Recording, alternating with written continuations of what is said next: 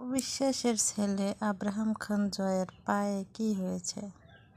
ছেলেটা ঠিকমতো হাঁটতে পারছে না কেন? পায়ে কি ব্যথা, নাকি এমনিতে ওরকমই হাঁটে? আসলে একটা বাচ্চাকে নিয়ে এটা বলতে দিতে লাগছে। ওকে কিছুদিন আগে দেখলাম অপবিশ্বাসের সাথে হেঁটে যাচ্ছে, মানে অপবিশ্বাস যে বোরকা হেজাব পরা, তখন অমনি হাঁটার একটা 8-9 বছর বয়স ছেলে, সে বাচ্চাটা ওরকম হাঁটবে কেন? আমার ননদ, মানে মেজর ননদ, দুটো ননদ, এর ভিতরে যে ছোট, তার ছেলে আর অপবিশ্বাসের ছেলে এক সময় হয়েছে। ওই ছেলের তো মানে জয়ের চেয়ে স্বাস্থ্য বেশি ভালো না, মানে চিকনা, তাও ছেলে তো মানে একটা ব্যাটাগো মতো, তার কথা বলা, চলাফেরা, হাঁটা সবই। তো জয় যেন কেমন। আসলে অপবিশ্বাস মানে এত অহংকার করে। আসলে এক কথা আছে যে সন্তান যদি পাপ করে, সেই পাপ বাবা মার গায়ে পড়ে, আর বাবা মা করলে সন্তানের গায়ে পড়ে। অপবিশ্বাস ছিল তার হিন্দু ধর্মে, সেখান থেকে বলছে মুসলিম ধর্ম গ্রহণ করছে, তারপর আবার তার ধর্মে ফিরে গেছে। আসলে এসব করে মানে কি বুঝলাম না। আপনাদের ধর্মে যেটা বলে, মানে ওসব বিশ্বাস করি না, যে দেব দেবতা হ্যাং ত্যাং, ও অসন্তুষ্ট হয়েছে আপনার উপরে। হ্যাঁ, আপনারা যদি এটা বিশ্বাস করেন, তবে এটা আপনি মনে রিয়েলাইজ করেন না যে আমি যেটা করলাম, মুসলিম হইলাম আবার হিন্দুতে ফিরে আসলাম, তাহলে আমার দেব দেবতা আমার প্রতি মনে হয়। আসলে যদিও এসব বিশ্বাস করি না, এসব বলতে কিছু নাই। তারপরে আপনি বুবলি আপু তার ছেলেকে সানগ্লাস পরা একটা ছবি দিছিল, তখন আপনি বলছেন যে তাং ফাং উগ্র পাগল, মানে আপনার ছেলেকে তাং ফাং উগ্র পাগল বানাতে চান না, এই কথাটা আপনি বলছিলেন।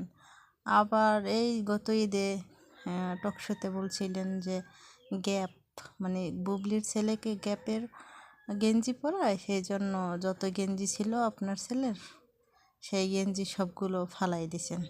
আসলে এটা মানে কি বলবো, যে মানুষ এই যে গেঞ্জি বলেন বাচ্চাদের, আমি তো কাউকে ফালাইতে দেখিনি। আমার বোনের দুটো মেয়ে আছে, ওদের তো আমি দেখিনি ফালাইতে। হ্যাঁ, ঘরের কাজে লাগায়, বা পাশে কেউ থাকলে ছোট বাচ্চা পাশের বাড়ি ঘরে আত্মীয় স্বজনের ভিতরে দিয়ে দেয়, আমি যতটুকু দেখছি। বা যারা বড় লোক তাদের ঘরে কাজের মানে বুয়া টুয়া থাকে, তাদেরকে দিয়ে দেয়। কিন্তু ফালাই দেয় মানে কত বড় অহংকারী কথাবার্তা আপনার। আপনি বুবলির পিছনে তো লেগেই থাকেন, মানে তার নাক নিয়ে এটা সেটা নিয়ে তাকে, তারপরে আসলে পচা আলু তাকে আপনি বলেন। আপনাকে কদু বিশ্বাস বলে মানুষ, কদু বলে, এতে আপনি কষ্ট পান। আপনি বলছেন এতে কষ্ট পান। হ্যাঁ, তাহলে আপনি মানুষকে আলু কীভাবে বলেন, পচা আলু? এই যে আপনার অহংকারী কথাবার্তা, এগুলো কি আপনার সন্তানের উপর এফেক্ট পড়ে না? পড়তেই পারে। আল্লাহ তাআলা এমন, মানে আমি দেখেছি এমন কিছু মানুষ যে যখন তাদের বয়স থাকে বা টাকা পয়সা থাকে, তখন মানুষকে মানুষ বলে মূল্যায়ন করে না, করতে জানে না। আর এমন একটা সময় আসে যে তারা নিজেরা সেধে সেধে মানুষের কাছে যায়, কিন্তু ওই সেজন্য কি পিছনের কথা কি ভুলে যায় মানুষ? ভুলে যায় না। আসলে টাকা পয়সা দেয় আল্লাহ, দান আল্লাহ। শাকিব খানকে আপনি যতই তেল মারেন, বা আপনি বীরের কাছ থেকে, মানে শাকিব খানের কাছ থেকে বীরকে আলাদা করার কুটকাচালি বহুত করেছেন, বা চেষ্টা করতেও আছেন, তাতে আপনি অনেকটা সফল হয়েছেন। কিন্তু এসব করে কি আপনি শাকিব খানের মানে সংসার করতে পারবেন? যে একটা অন্য 10টা বউর মতো, যে স্বামীর জন্য বাসায় রেঁধে অপেক্ষা করা, স্বামী স্ত্রী যেটা হয় সম্পর্ক, তো এটা আপনার জন্য হবে?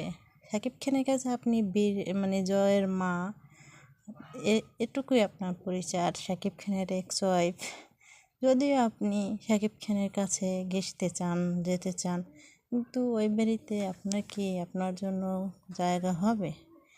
জানি না জায়গা হবে কিনা, সেটা আপনার বিষয়। কিন্তু এই ছেলেটা জয়, এই যে কথা বলতে গেলে তাও দেখি কেমন, হাঁটতে গেলে মানে হাঁটা চলার, একটা এত বড় একটা বাচ্চা কেন যে রকমের হাঁটে জানি না।